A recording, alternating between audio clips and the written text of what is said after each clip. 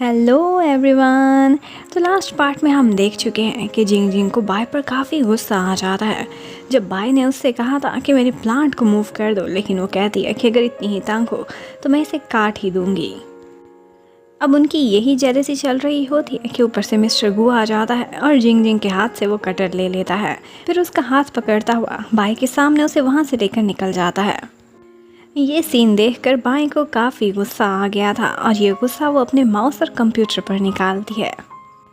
अब मिस्टर गू को जिंग जिंग की बहुत फिक्र हो रही थी।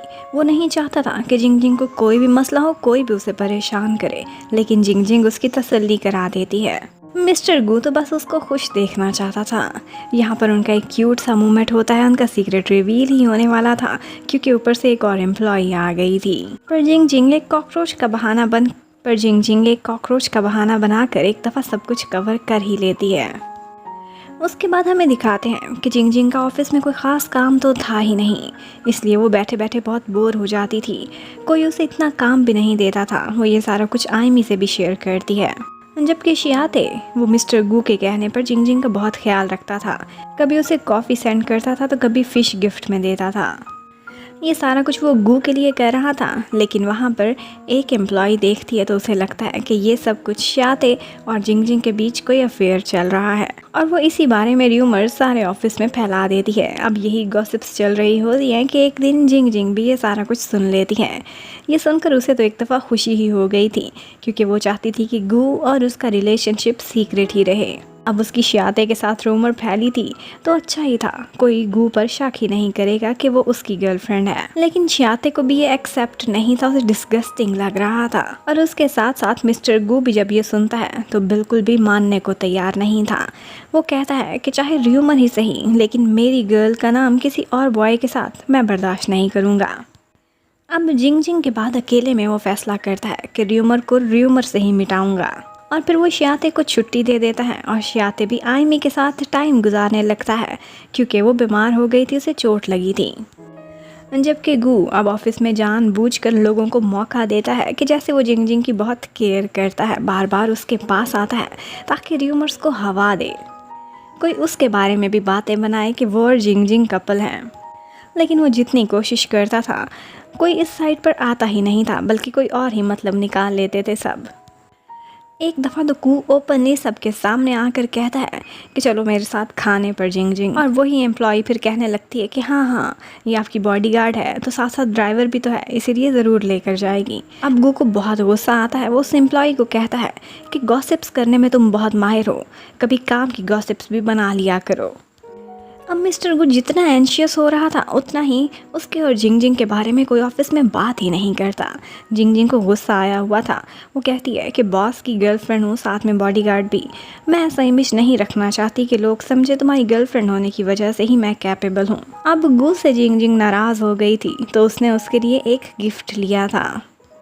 वो वही फिगर उसको देता है। एक दफ़ा जिंग जिंग खुश हुई थी, लेकिन फिर वो इनकार करके वहाँ से चली जाती है। अब नेक्स्ट डे ऑफिस में मिस्टर ही अनाउंस करते हैं कि आज हम सारे लोग इकट्ठे डिनर पर जाएंगे। जिंग जिंग भी ऑफिस में घुलना मिलना चाहती थी। वो कहती है कि मैं भी ज़रूर आऊँगी, लेकिन गू तो चाहता था कि जहाँ जिंग जिंग जाए वो भी जाए, लेकिन जिंग जिंग उसे ना आने को कह देती है इशारों इशारों में। अब जिंग जिंग सारे कुलीग्स के साथ डिनर पर बैठी हुई थी। वो लोग बहुत जिक्र करते हैं कि काश शियाते भी साथ होता तो जिंग जिंग किसी को मिस ना करती, लेकिन उसे नहीं पता था कि वहाँ चोरी चोरी मिस्टर गू भी पहुँचा हुआ है और उसी को ही नोटिस कर रहा है। एक दफ़ा उन दोनों का आमना सामना हो जाता है। गू उससे सॉरी करता है कि मैं तुम्हारे हर ख्याल की रिस्पेक्ट करता हूँ, अगर तुम ये सब सीक्रेट रखना चाहती हो रिलेशनशिप तो मैं तुम्हारी हेल्प करूँगा, किसी को पता नहीं चलने दूंगा। और वहाँ से गुजरते हुए किसी की टक्कर से उनकी जब किस हो जाती है तो उसी वक्त वही गॉसिपिंग एम्प्लॉय उनको देख लेती है। अब जब उन्होंने सीक्रेट रखने का फैसला किया था तो हर चीज़ खुद ही रिवील हो गई थी। गू कहता है ओपनली कि ये मेरी गर्लफ्रेंड है। उसके बाद घर जाते हुए वो उसे तसल्ली देता है, कोई भी बात करे तुम्हें कुछ परवाह नहीं होनी चाहिए, तुम सिर्फ मेरे बारे में सोचा करो। और उनको देखकर बहुत से लोग सोचते हैं कि ये कितने क्यूट कपल हैं। इनकी शादी अटेंड करने की उनको बहुत ख्वाहिश हो रही थी। दूसरी तरफ दिखाते हैं कि जितना केयरिंग गू है उतना ही शियाते भी है। वो भी आजकल आयमी का बहुत ख्याल रखता है। जबकि ऑफिस में आजकल सारे लोग गू और जिंग जिंग को एलिवेटर में भी अकेले ही टाइम देना चाहते थे, लेकिन वहाँ पर मिस पाई भी आ जाती है और वो वहाँ पर बातें भी लगाती है उन दोनों को। एक तरह से छुपी हुई इंसल्ट थी जिंग जिंग की, क्योंकि उसकी वैल्यू इससे ज़्यादा कुछ नहीं थी कि वो गू की गर्लफ्रेंड है। जिंग जिंग ने ये बात बहुत अच्छे से फील की थी, लेकिन वो गू के सामने शांत रहती है और ऐसे फील कराती है कि जैसे उसे कोई परवाह नहीं। उसके बाद मीटिंग में भी लोग गॉसिप्स कर रहे थे कि गू हर वक्त इस लड़की को अपने साथ रखता है, ये बस एक प्रिटी फेस ही है। लेकिन गू को एक्सेप्ट नहीं था कि कोई भी जिंग जिंग की इंसल्ट करे। वो उन सारों को चुप करा देता है और बताता है कि जिस तरह से जिंग जिंग उसके प्लान को और उसकी रूटीन को मैनेज करती है, ये छोटी छोटी चीज़ें ही उसके लिए बहुत इंपॉर्टेंट हैं एक बड़ी पिक्चर बनाने के लिए। जब वो उसकी सब चीज़ों का ख्याल रखती है तभी तो वो ऑफिस में अच्छे से काम कर पाता है, और उसी की वजह से ही तो उसकी बीमारी भी ख़त्म हुई है। जिंग जिंग से बड़ी ब्लेसिंग और इम्पोर्टेंस गू की लाइफ में और किसी की भी नहीं। वो सबको रियलाइज़ कराता है कि ये यूजलेस नहीं। उधर बाय का मूड बहुत ख़राब हो गया था ये सब सुन के। उसका हान रान से आमना सामना भी होता है, लेकिन वो उसे इग्नोर कर देती है और बात भी नहीं सुनती। और इस सब के बाद वो सीधा जाती है दादाजी के पास। वो दादाजी से यही बातें शेयर करना चाहती थी जो कुछ आजकल ऑफिस में चल रहा था, लेकिन दादाजी ने खुद पार्टी बदली हुई थी। अब उन्हें जिंग जिंग अच्छी लगती थी। वो भाई को उसकी लिमिट्स याद करा देते हैं, कहते हैं कि तुम ऑफिस में अच्छा काम करती हो, लेकिन खुद को अपनी जगह पर ही रहने दो। ओवर स्मार्ट बनने की कोई ज़रूरत नहीं है। दादाजी आजकल वेकेशन पर थे और सारा काम गू संभाल रहा था। उन्हें गू पर अब पूरा विश्वास था, वो जो भी करेगा वो अंधा एतमाद करेंगे।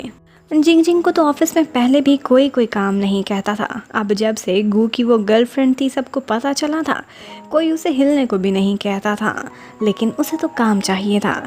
एक दफ़ा वो कुछ फाइल्स देने डिज़ाइनिंग डिपार्टमेंट में जाती है तो उसे पता चलता है कि यहाँ पर कुछ वैकेंसीज हैं जिसके लिए वो भी अप्लाई कर सकती है। उसके बाद नेक्स्ट सीन में दिखाते हैं कि गू ने एक मीटिंग पर जाना था एक बिजनेस पार्टनर से मिलने, लेकिन उसे जिंग जिंग का साथ हर जगह ही अच्छा लगता था। वहाँ पर मिस बाय भी आ जाती है और उनका वो बिज़नेस पार्टनर वहाँ पर टॉन्ट करने लगता है। जिंग जिंग से कहता है कि तुम मेरे ग्लास को फिल करो, लेकिन गू को लगा था कि जैसे ये उसकी एक इंसल्ट है। वो उसे इंट्रोड्यूस कराता है अब दूसरे तरीके से कि ये मेरी बॉडीगार्ड कम गर्लफ्रेंड है। लेकिन मिस बाय और जिंग जिंग के बाहर जाने के बाद वही बिजनेस पार्टनर गू को रियलाइज़ कराता है इनकी वजह से कभी बिजनेस पार्टनर्स को माइंड नहीं कराना चाहिए। पर गू को ये बात बिल्कुल भी अच्छी नहीं लगी थी। जबकि उधर बाय वो जिंग जिंग को रियलाइज़ कराती है कि तुम गू के लिए कंपैटिबल पार्टनर हो ही नहीं, उसके लिए मेरे जैसी लड़की होनी चाहिए। अब गू बाहर आकर जिंग जिंग को बताता है कि हम इस बिजनेस पार्टनर के साथ कॉन्ट्रैक्ट को टर्मिनेट करने वाले हैं, लेकिन ये सिर्फ इस वजह से नहीं कि उसने तुम्हें लुक डाउन किया, बल्कि इस वजह से है कि इसके साथ मेरा साथ चलना ही नहीं था। आज नहीं तो कल ये होने ही वाला था। अब जिंग जिंग को अंदर ही अंदर गिल्टी फील हो रहा था। ऐसे लगता था कि उसे नए बिजनेस पार्टनर की तलाश और एक बिजनेस टूर पर जाना पड़ेगा सिर्फ और सिर्फ जिंग जिंग की वजह से। कहीं ना कहीं बाय सही लगती थी कि शायद मैं इसके लिए कंपैटिबल ही नहीं। जबकि मिस बाय वो तो गू के पीछे हाथ धोकर पड़ चुकी थी। नए बिजनेस ट्रिप पर भी वो उसके साथ ही पहुंची हुई होती है, लेकिन गू उसे सिर्फ एक कोलीग की नज़र से देखता है। इससे ज़्यादा इंपॉर्टेंस वो उसे देना ही नहीं चाहता था। लेकिन ये नया बिजनेस पार्टनर जो बनने वाला था वो उन लोगों को बहुत वेट कराता है। वो लोग बैठे रहते हैं, वो मिलने के लिए ही नहीं आता, कहीं बिजी रहता है। जबकि जिंग जिंग कुछ बातों को लेकर बहुत परेशान थी। वो इसीलिए आज दादाजी से मिलने के लिए जाती है और उनसे कहती है कि मैं बिज़नेस में गू की हेल्प करना चाहती हूँ, कि आप मुझे भी कुछ सिखाएंगे, कुछ तो टिप्स दें। लेकिन दादाजी उसे इशारों इशारों में कहते हैं कि मैंने सुना है तुम्हारी डिज़ाइनिंग स्किल्स बहुत अच्छी हैं, तुम गू के लिए खुद को बदल रही हो, उसके साथ सिंसेयर हो, यही इम्पॉर्टेंट है। लेकिन वो ना करो जिसे तुम इंजॉय नहीं करती। गू को कभी भी एक कंपैटिबल बिजनेस पार्टनर नहीं चाहिए, बल्कि उसे तुम्हारी सिंसेरिटी और ऑनेस्टी से प्यार है। तुम इसी चीज़ को स्टिक करो। दादाजी बहुत स्वीट हो गए थे। उन्होंने बहुत अच्छे अच्छे मशवरे जिंग जिंग को दिए थे। अब इसी के साथ ही ये पार्ट ख़त्म होता है। नेक्स्ट क्या होगा ये देखने के लिए stay connected. Thank you for watching. Bye bye.